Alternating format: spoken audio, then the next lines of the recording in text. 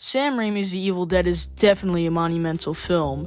It helped spawn the splatter flick and terrified audiences then and now. So let's head back to 1981 and fight off deadites as we review Sam Raimi's The Evil Dead.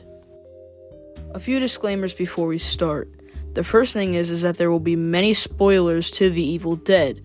Also, if you're wondering why there will be pictures mixed in with the videos, it's because there are not many videos of The Evil Dead, at least on YouTube. So that's why. I'm sorry and I hope you enjoy. Production started in the late 1970s with the young Sam Raimi and Bruce Campbell both dropping out of university. They did this so that they could film The Evil Dead, which Sam was quick to write a script for, and of course he had to cast Bruce as the main character, Ash Williams. He then also hired the rest of the film crew and the actors, and he shot the film for around $375,000, which is around $1,300,000 in today's money. The film starts off with this very cool first-person POV shot, which was actually filmed on a raft.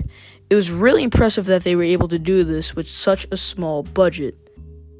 Later, we see a group of characters in a car. These characters are Shelly, Scotty, Linda, Ash, and Cheryl. After a little bit of a drive, the group finally heads off to the old cabin.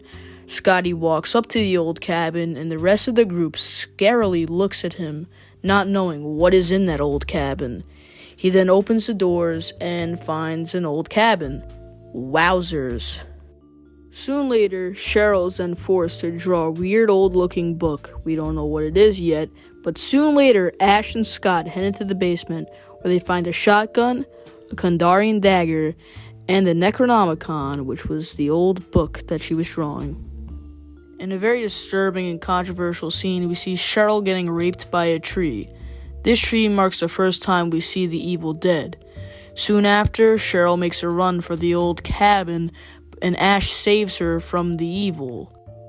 Later, when she wants to leave, the bridge is destroyed, and then she turns into a deadite, which is basically like a zombie. Soon after, Linda is hurt by Cheryl, Shelly turns into a deadite, and then Scotty dies. Soon after that, Linda turns into a deadite, and then Scotty turns into a deadite. In a very gory finale, Ash burns the Necronomicon and kills off the remaining deadites.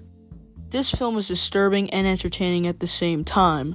It brings so much to the table, and for whatever reason, it is so much more overlooked than its sequels.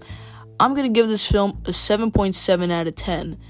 It could be better, but I'm still happy with what we got. Tune in next time for another terrifying and groovy review. I'm of course talking about Sam Raimi's Evil Dead 2.